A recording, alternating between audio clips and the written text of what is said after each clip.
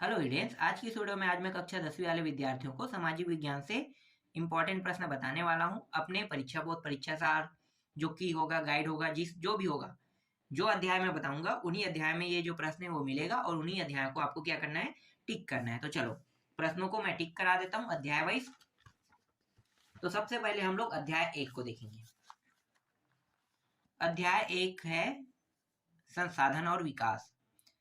संसाधन और विकास वाले अध्याय से 1 नंबर, 2 नंबर, 4 नंबर के प्रश्न आपके एग्जाम में आपको देखने को मिलेगा। तो कौन कौन से प्रश्न इंपॉर्टेंट है वो मैं आपको बता देता हूँ इस अध्याय से। तो सबसे पहले अति लघुत्तरी प्रश्न देखेंगे। अति लघुत्तरी प्रश्न में आप किसी भी प्रश्न को नहीं छोड़ सकते। पहला जो है सीन क्षमता से क्या आशा है, आपको इसको देखना ही है। दूसरा है एल्डोसल्फान क्या है, ये भी इंपॉर्टेंट है। ये जो प्रश्न है ये 1 नंबर में भी आता है, हो सकता है ये खाली स्थान में भी आ जाए, हो सकता है ये वस्तुनिष्ठ में भी आ जाए। तो ये खालिस्तान और वस्तुनिष्ठ यहाँ तक कि सही जोड़ी मिलाओ में भी ये प्रश्न आ सकता है। सौर ऊर्जा का उपयोग किन किन क्षेत्रों में हो रहा है, ये प्रश्न इंपॉर्टेंट है। संसाधन किसे कहते हैं, इसको भी टिक लगा लेना। मृदा के नवीनीकरण से क्या आशा है, इसको टिक लगा लेना। अपशिष्ट पदार्थ क्या है, इसको भी टिक लगा लेना। संसाधन विकास को किस प्रकार प्रभावित करता है, ये भी इंपॉर्टेंट है, इसको भी टिक लगा लेना। संसाधन प्रबंधन क्यों आवश्यक है, कोई 2 उपाय लिखिए, इसको भी आपको टिक लगा लेना है। मैं जो जो प्रश्न आपको बता रहा हूँ उनको आपको टिक लगा लेना है और इन्हीं प्रश्नों को आपको परीक्षा में जाने से पहले अच्छे से तैयार कर लेना है। आपके पास 2 दिन का समय रहेगा परीक्षा में जाने से पहले। तो 2 दिन के अंदर आप जितना प्रश्न पढ़ सकते हो उतने को तो पढ़ना है। देखो बहुत ज्यादा पढ़ोगे तो आपको कोई बेनिफिट नहीं हो और न ही आप याद कर सकते हो। तो जितना कम पढ़ो, सटीक पढ़ो और जो आने वाले हैं उनसे उन्हीं टॉपिकों को पढ़ो। तो यहाँ पे जो जो टॉपिक आ सकता है मैं बस उन्हीं को बताने वाला हूँ और यहीं से प्रश्न उठाया जाएगा। इसलिए एकदम बेझिझक ना, जो टॉपिक जो टिक लगाया जा रहा है उनको बेझिझक पढ़ो, आपको फायदा होगा ही होगा। जैविक संसाधन किसे कहते हैं, ये इंपॉर्टेंट है। अजैविक संसाधन किसे कहते हैं, ये इंपॉर्टेंट है। शुद्धिकरण क्षमता क्या है, विद्युत उत्पादन के लिए कोयले का विकल्प हो सकता है, ये इंपॉर्टेंट है। मानव इतिहास की महत्वपूर्ण क्रांति कौन सी है, इसके बाद इसको भी टिक लगा लेना है। प्राकृतिक संसाधन किसे कहते हैं, आप कैसे कह सकते हैं कि भारत में वन क्षेत्र बहुत कम है। मानव निर्मित संसाधन के 4 उदाहरण दीजिए। अनवनीकरण संसाधन क्या है, अजैविक संसाधन क्या होता है और ये 20वां प्रश्न, जैविक संसाधन क्या होता है, उदाहरण सहित लिखिए। इतने प्रश्न इंपॉर्टेंट प्रश्न हैं। इसके बाद बाकी जो प्रश्न आपको दिखाई दे रहे हैं वो तो 3 नंबर के, 4 नंबर के। तो 3 और 4 नंबर के हिसाब से जो 4 नंबर में इंपॉर्टेंट है उनको मैं बता देता हूँ। 4 नंबर में इसमें इस अध्याय से तो इंपॉर्टेंट प्रश्न मुझे देखने को नहीं मिल रहा है। ये प्रश्न मैंने पिछले साल भी टिक लगवाया था और ये प्रश्न 2024 में आया भी है। ठीक है, 2023 में मैंने इसे टिक लगवाया था, इससे पहले भी मैं टिक लगवाता था, ये प्रश्न नहीं आता था। लेकिन इस बार क्या हुआ है, जब 2023 में मैंने टिक लगाया था तो ये प्रश्न आ गया था, क्योंकि ऐसे प्रश्न बहुत आने के चांसेस बहुत होते हैं। जैसे कि नवीनीकरण संसाधन और नवीनीकरण संसाधन में अंतर, जबकि ये टॉपिक ही उसी से संबंधित है, तो संबंधित टॉपिकों में ऐसे प्रश्न आते ही रहते हैं। इसीलिए ये भले ही 2024 में आए, आप इसे छोड़ नहीं सकते। इस प्रश्न को इस साल भी आपको देखना है, हो सकता है ये रिपीट कर दे, 2025 में भी आ जाए, इसलिए इसको आपको पढ़ना ही है। इसके बाद इस अध्याय में और कोई प्रश्न तो मुझे नहीं दिखाई दे रहा है। इस अध्याय में इंपॉर्टेंट नहीं है, बहुत सारे प्रश्न, लेकिन मुझे पूरा प्रश्न फालतू लग रहा है, तो फालतू प्रश्नों को नहीं देखना है, ठीक है। हाँ, छोड़ दो फालतू प्रश्न। देखो छोटे छोटे प्रश्न ना ऐसे बीच बीच से उठा दिए, जैसे बोतल में बंद मिनरल वाटर के बारे में बताइए, डीजल के बारे में बताइए, है ना, सिलेंडर में भरी ऑक्सीजन, खनिज, संगमरमर, मुर्गा जीव जंतु के बारे में। ठीक है, तो ऐसे प्रश्न भी आते हैं खंड खंड करके। जैसे कि देखो संसाधन का नवीनीकरण करना, तो ये तो पहले से पता होगा, है ना। तो ऐसे प्रश्न बीच बीच में दे दिए रहते हैं, ये 2-2 नंबर के प्रश्न है। इस अध्याय से 2 नंबर के प्रश्न आएंगे, 4 नंबर के कोई भी प्रश्न आपके एग्जाम में आपको देखने को नहीं मिलेगा। जो एक प्रश्न मैंने बताया है वही बस इंपॉर्टेंट है, बाकी प्रश्नों को आपको देखने की जरूरत नहीं है, तो आप इस तरीके से छोड़ सकते हो, ठीक है। अब देखो अध्याय 2 पे आते हैं। अध्याय 2 भूमि संसाधन है। अध्याय का नाम 1 नंबर, 2 नंबर, 4 नंबर से आपको प्रश्न देखने को मिलेगा। तो 1, 2, 4 में कौन कौन से प्रश्न कितने नंबर में आते हैं ये भी मैं आपको बता दूंगा, और जो 4 नंबर के इसमें इंपॉर्टेंट रहेगा उसको भी मैं बता दूंगा। तो 2 नंबर के प्रश्न यहाँ पे तो अति महत्वपूर्ण प्रश्न है, मतलब अति लघुत्तरी जो प्रश्न है ये महत्वपूर्ण होगा ही होगा। तो भारत में कितने प्रकार की मृदा पाई जाती है, ये 6 प्रकार की होती है ना। लाल मतलब काली मिट्टी होती है, जो काली मृदा कहते हैं, काली होती है, लाल होती है, लेटराइट होती है, 6 प्रकार की मिट्टी होती है। तो ये 6 प्रकार की मिट्टी के बारे में आपको जानना ज्यादा जरूरी है। छत्तीसगढ़ में अधिकांशतः किस प्रकार की मृदा पाई जाती है? तो हमारे यहाँ जो पाई जाती है वो लाल पीली मिट्टी होती है ना। फिर कृषि भूमि की कमी होने से क्या होगा? क्या होगा भाई? भाई खान पान में समस्या आ जाएगा। मतलब अगर कृषि नहीं किया जाएगा तो हम लोग खाना कहाँ से पाएंगे? ठीक है, तो आप अपने शब्दों में से लिख सकते हो। ये कुछ ऐसे प्रश्न हैं जिनको आप अपने शब्दों में लिख सकते हो, जो जानते हो उसको लिख सकते हो। ठीक है, इसके बाद देखो, पृथ्वी धरातल की ऊपरी परत जिस पर वनस्पति उगती है उसे क्या कहते हैं? ठीक है, उसे क्या कहते हैं भाई? जिस पर वनस्पति उगती है, जो धरातल वाला हिस्सा है ना, तो उसे हम जैविक परत कहते हैं। इसके बाद देखो, भारत में वन मृदा किन किन राज्यों में पाई जाती है? वन मृदा वाले प्रदेशों की भौगोलिक बनावट कैसी है, ये बताना है। तो देखो, जहां सबसे ज्यादा वर्षा होगा वहीं पे सबसे ज्यादा पाया जाएगा, सिक्किम है ना, अरुणाचल प्रदेश, ये वही जगह है। फिर है, भारत में शुष्क मृदा कहाँ पाई जाती है? शुष्क मृदा को और किस नाम से जाना जाता है? तो शुष्क मृदा को मरुस्थल के नाम से जाना जाता है। ठीक है, मरुस्थल शुष्क मृदा के नाम से जाना जाता है। मरुस्थल मतलब जो रेती होता है ना, उसको कहते हैं। ठीक है, मरुस्थलीय एरिया जहाँ पे रेती पाया जाता है, रेगिस्तान। सबसे कम क्षेत्रफल में कौन सी मृदा का विस्तार है? तो शुष्क मृदा, वही रेत सबसे कम क्षेत्रफल में पाया जाता है।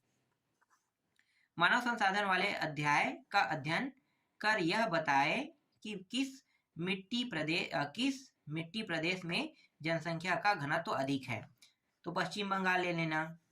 भारत में अधिक वर्षा वाले प्रदेशों में कौन सी मिट्टी पाई जाती है? तो लैटराइट मिट्टी। किस प्रकार की मिट्टी में नमी धारण करने की क्षमता अधिक होती है? काली मिट्टी। बंजर भूमि का उपयोग कैसे किया जा सकता है? भाई बंजर भूमि को उपजाऊ बनाया जा सकता है, तो आप किस तरीके से बनाओगे अपने शब्दों में लिख सकते हो। मृदा के निर्माण में कौन से कारक सहायक है?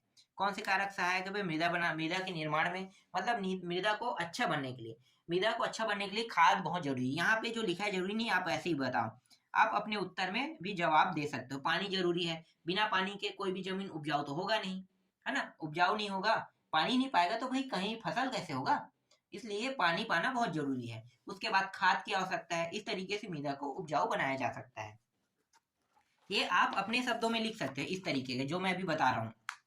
इसके बाद लैटराइट मिट्टी की 2 विशेषताएं लिखिए, कह रहा है। क्या क्या विशेषताएं हैं बताना है। मरुस्थली, जिसे हम शुष्क मिट्टी को कृषि के लिए उपयोगी कैसे बनाया जा सकता है?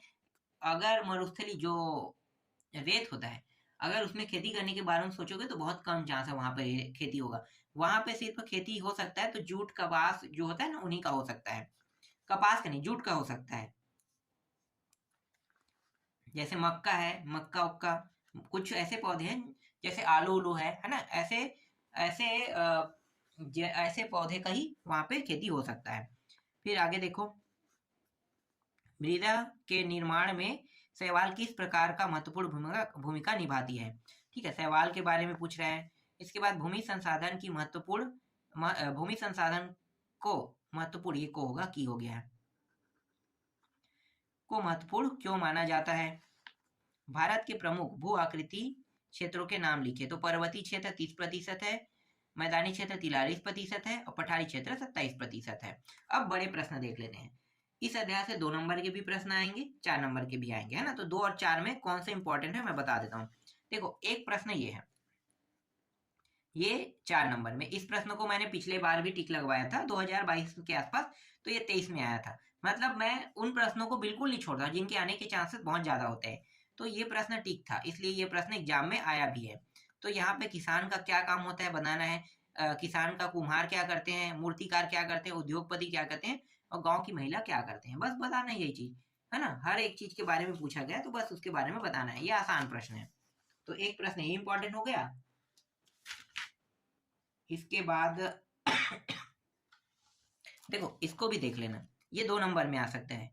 वर्तमान प्रतिभूमि और पुरानी प्रतिभूमि 2-2 नंबर के हैं। ये अलग अलग प्रश्न है, यहाँ पे अंतर के रूप में दे दिया है, लेकिन 2-2 नंबर में ये प्रश्न आपको देखने को मिल सकता है। भूमि संरक्षण के उपाय, ये भी 2 नंबर के प्रश्न है, इसको भी देख लेना। हालांकि यहाँ पे मैंने टिक नहीं किया है। फिर बंजर भूमि का उपयोग कैसे किया जा सकता है, ये तो पहले ही मैंने बता दिया, तो इसको यहाँ पे देखने की जरूरत नहीं है। इससे पहले वाले में आप देख सकते हो। बंजर भूमि के लिए आपको क्या करना है, भाई बंजर भूमि को उपजाऊ बनाने के लिए पहले आपको पानी की जरूरत पड़ेगा। पानी जब मिल जाएगा तब उसमें आप खाद डालोगे, है ना। हल्का पानी डालना है, हल्का पानी छिड़काव के बाद उसमें खाद डालना पड़ेगा। और उसके बाद उसको क्या करना है, देखो एकाएक तो आपको नहीं करना है, जैसे किसान खेती करते हैं ना वैसी ही प्रक्रिया करना है। सबसे पहले तो जुताई करना है, जुताई करने के बाद खाद डालना है, उसके बाद हल्का पानी डालना है। तब जाके क्या होगा, धीरे धीरे धीरे धीरे जो बंजर भूमि है वो उपजाऊ जमीन में बदलने लगेगा। तो ये प्रक्रिया होगा, तो इसके बारे में आपको लिखना है। फिर 4 नंबर में ये प्रश्न है, ठीक है, इसको टिक लगा लेना। छठवां प्रश्न। सातवां प्रश्न इंपॉर्टेंट नहीं, रख लो, छोड़ेंगे नहीं सातवां को, ठीक है। भूमि निम्नीकरण और गरीबी किस प्रकार एक दूसरे को प्रभावित करते हैं, इसका समाधान कैसे हो सकता है, इसको भी देख लेना है। ये प्रश्न अगर रिपीट होगा तो एक ही बार पढ़ना है ना। गरीब लोग भूमि निम्नीकरण के शिकार है या वे उसके कारण है, स्पष्ट कीजिएगा। ये प्रश्न इंपॉर्टेंट है। गरीबी को दूर करने के लिए भूमि संवर्धन किस हद तक कारगर हो सकता है, ये इंपॉर्टेंट है। यह है उपवन भूमि कृषि भूमि से भिन्न है, अपने विचार लिखिए, इंपॉर्टेंट है।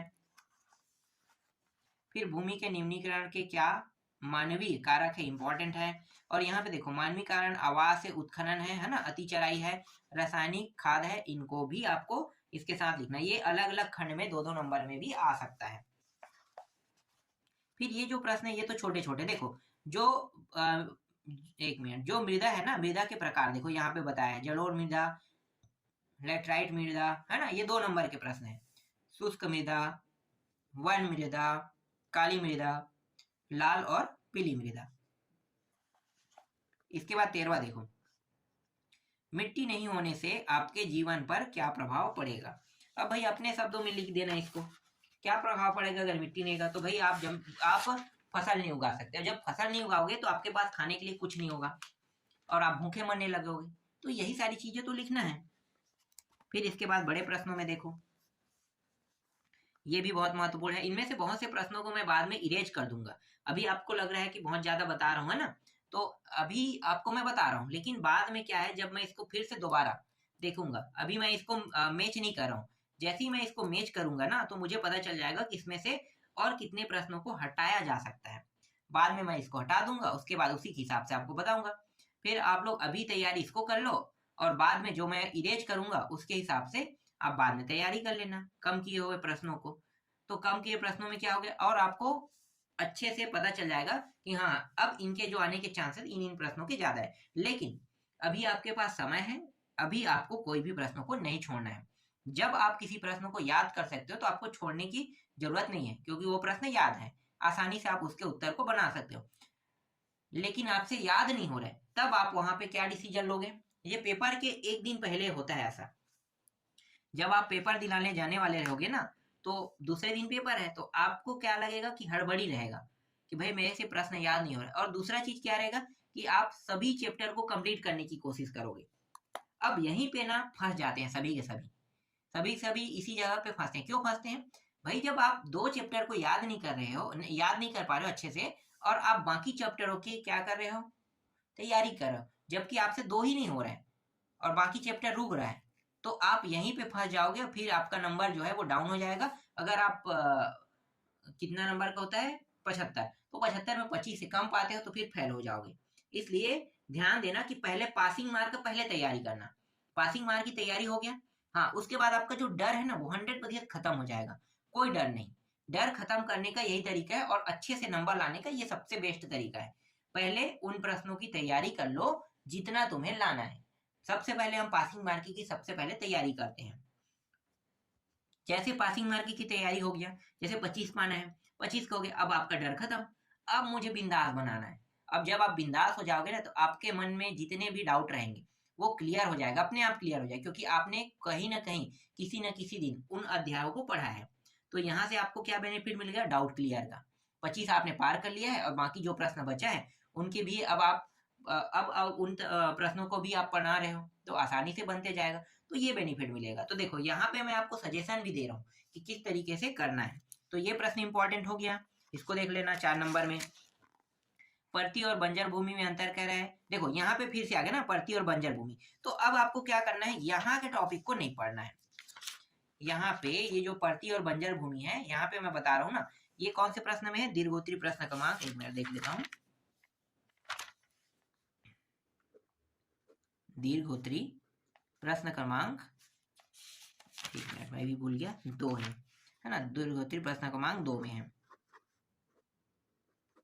तो दीर्घोत्तरी प्रश्न क्रमांक 2 में है, तो ये 2 से पढ़ना आपको, ठीक है, 2 से आपको पढ़ना है, यहाँ से आपको नहीं पढ़ना है, ठीक है। तो यहाँ से हमने हटा दिया, समझो।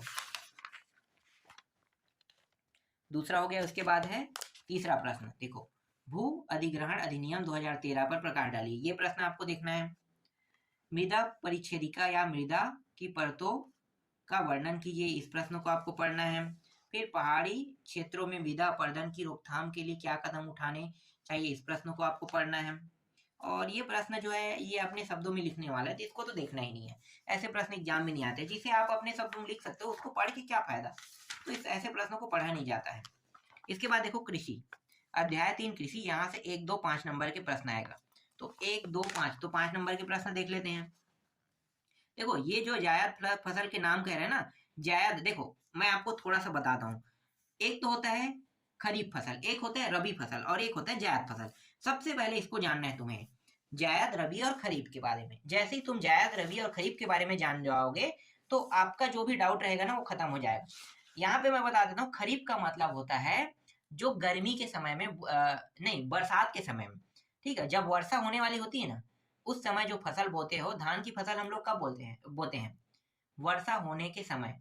वर्षा जैसे होता है, मानसून आ गया कहते हैं, तो वही कहलाता है खरीफ की फसल। खरीफ की फसल में क्या क्या बोते हैं? धान, है ना, सोयाबीन, और क्या बोलते हैं? मूंगफली, अरहर, जिसे राहेर कहते हैं हम लोग। तो इन चीजों को बोया जाता है, तो ये कहलाता है रबी की फसल। दूसरा होता है, सॉरी, रबी नहीं, खरीफ। दूसरा होता है रबी की फसल। रबी की फसल ठंड के समय बोया जाता है, शीत ऋतु में। किस ऋतु में? शीत ऋतु में। तो शीत ऋतु में बोने वाले को क्या कहा जाता है?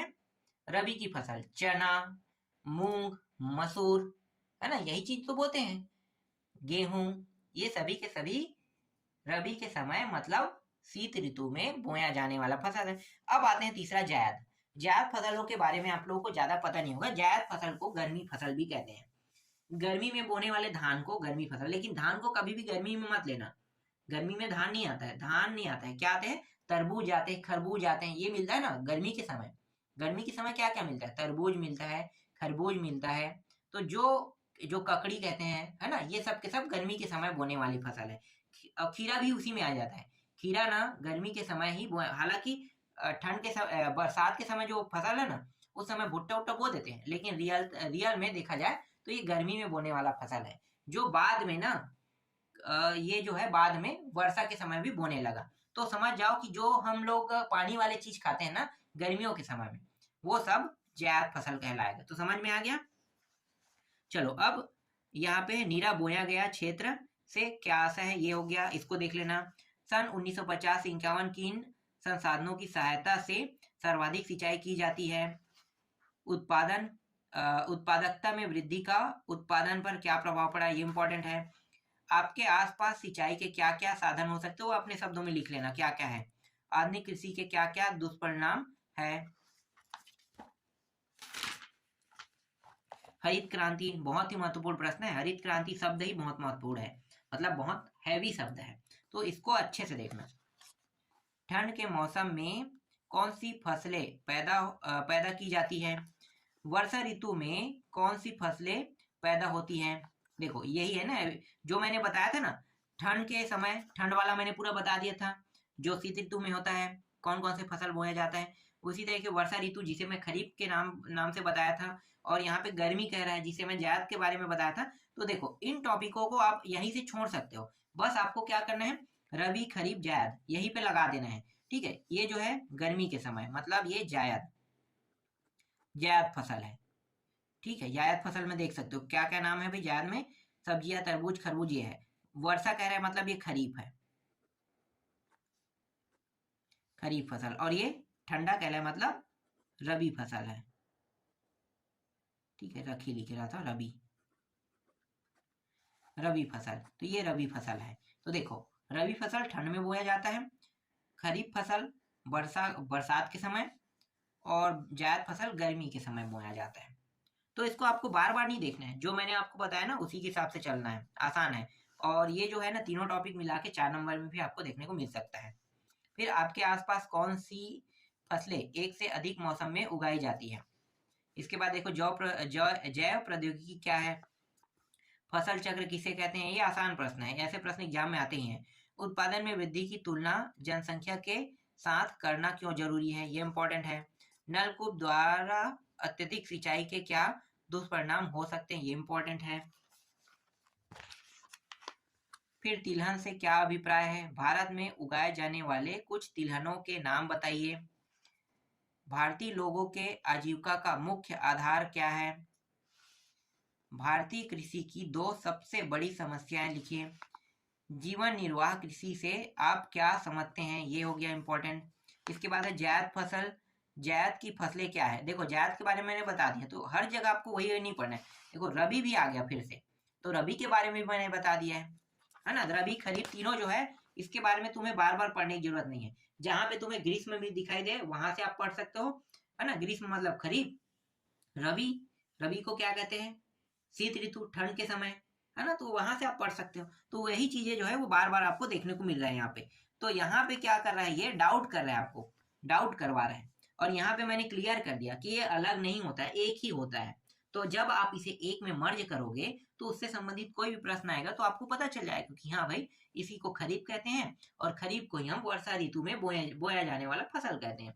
और वर्षा ऋतु में जो भी फसल बोया जाता है उसको एग्जाम्पल के रूप में लिख देना है, यही तो है ना। फिर अगला देखो, भारत को कृषि प्रधान देश क्यों कहा जाता है।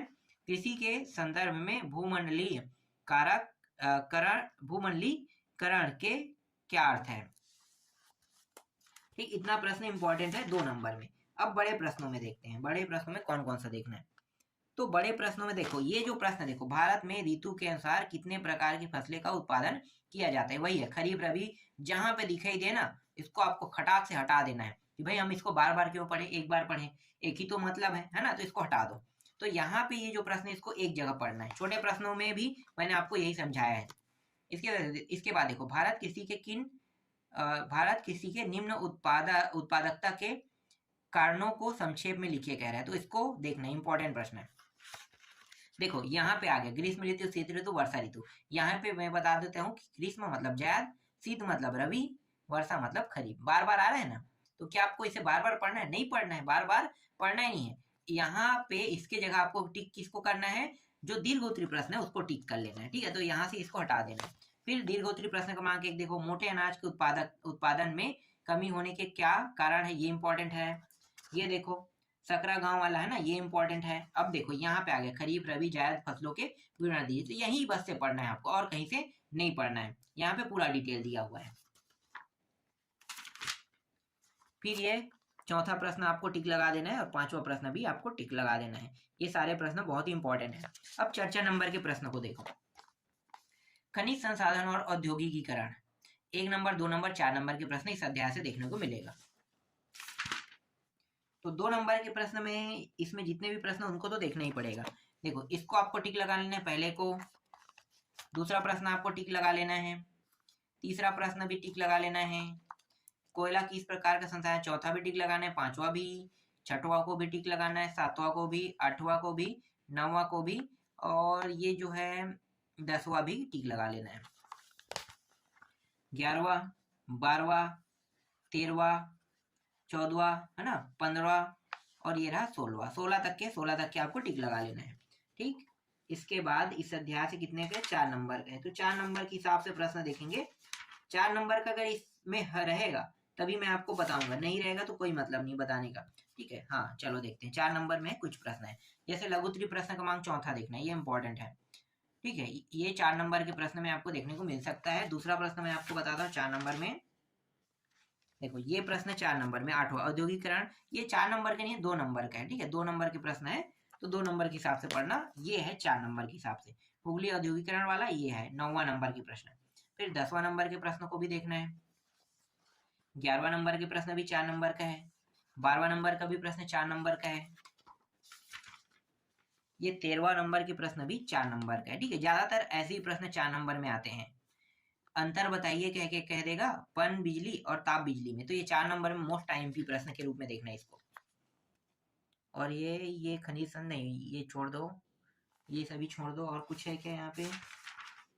नहीं, इसके बाद तो और नहीं दिखाई दे रहा है।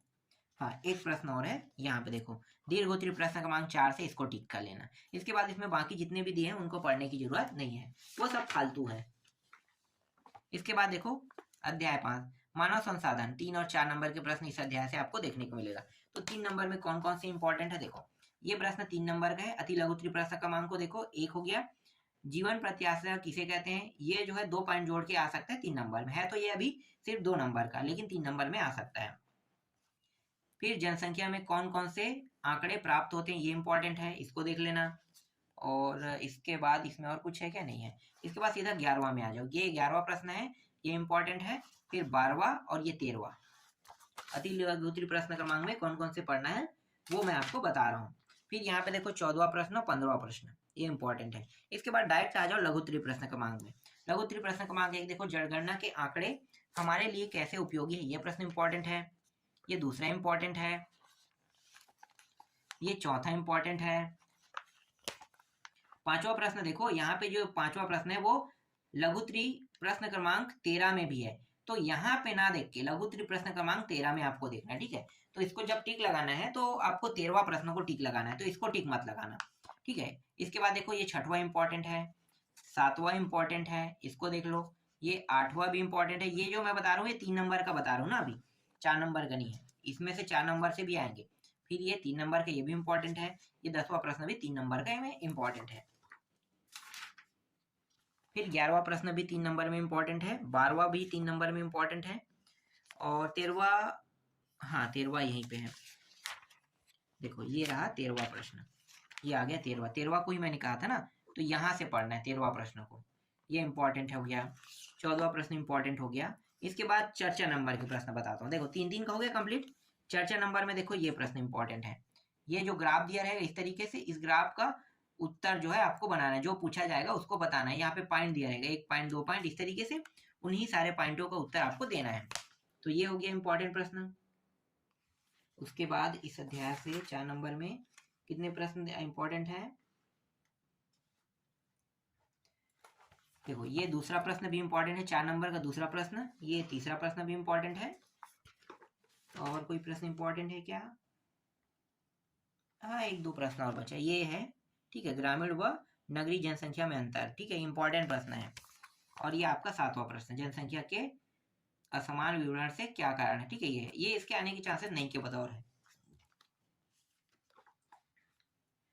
फिर आते हैं 6वां प्रश्न में, देखो 6वां प्रश्न है मानव संसाधन। 1, 3, 5 नंबर के प्रश्न आपको इस अध्याय से देखने को मिलेगा। तो 1, 3, 5 में कौन कौन से प्रश्न आपको देखने को मिलेगा वो मैं आपको टिक लगवा देता हूँ। तो डायरेक्ट चलते हैं लघुत्तरीय प्रश्न क्रमांक में। यहाँ पे जो प्रश्न दिए हुए हैं ना उनके आने के चांसेस नहीं के बतौर है, तो सीधा हम लोग प्रश्न क्रमांक 3 पे जाते हैं, प्रश्न क्रमांक 3 कहता हूँ, लघुत्तरीय प्रश्न क्रमांक 1 पे आते हैं। तो देखो अधिवास किन किन आवश्यकताओं की पूर्ति करता है, मानव के लिए आवास क्यों आवश्यक है, राजस्थान वाला ये तीसरा के टिक लगा लेना, चौथा टिक लगा लेना, 5वां टिक लगा लेना। 6वां भी इंपॉर्टेंट है 3 नंबर में, 3 नंबर में 7वां इंपॉर्टेंट है, 8वां भी इंपॉर्टेंट है। इसके बाद 9वां 10वां, यहाँ पे देखो सारे इंपॉर्टेंट है, 9वां भी इंपॉर्टेंट है, 10वां भी, और ये रहा 11वां प्रश्न भी, ठीक है, 11वां प्रश्न भी इंपॉर्टेंट है। अब आते हैं चर्चा नंबर में। चर्चा नंबर में ये देखो ये प्रश्न इंपॉर्टेंट है, इसको टिक लगा लेना, दीर्घोत्तरीय प्रश्न क्रमांक 1 को। और दीर्घोत्तरीय प्रश्न क्रमांक 2 को भी टिक लगा लेना, ठीक है, ये है ग्रामीण और नगरीय आवास। ये तो मैंने बताया था क्या ना, ग्रामीण और नगरीय आवास। एक मिनट में वापस देखता हूँ, कहाँ है ग्रामीण और नगरीय आवास में, नहीं ये अधिवास है ना, इसको लगा लेना टिक, ये इंपॉर्टेंट है। फिर विकास की अवस्थाओं का वर्णन कीजिए, ये इंपॉर्टेंट है, चौथा इंपॉर्टेंट है, ठीक है, ये छोड़ सकते हो, इसके आने के चांसेस कम है। नगर की विकास अवस्थाओं का वर्णन कीजिए, ठीक है, लेकिन अभी टिक लगा लो, अभी जो लगवा रहा हूँ उसको टिक लगा लो, बाद में मैं इसे कम करूंगा तब मैं आपको बताऊंगा कि कौन कौन सा है। अभी यहाँ पे मैंने नंबर ऐड नहीं किया है कि कौन कौन सा 3 नंबर में आने वाला है, कौन कौन सा 4 में, कौन कौन सा 5 में, अभी ऐड नहीं किया है ना।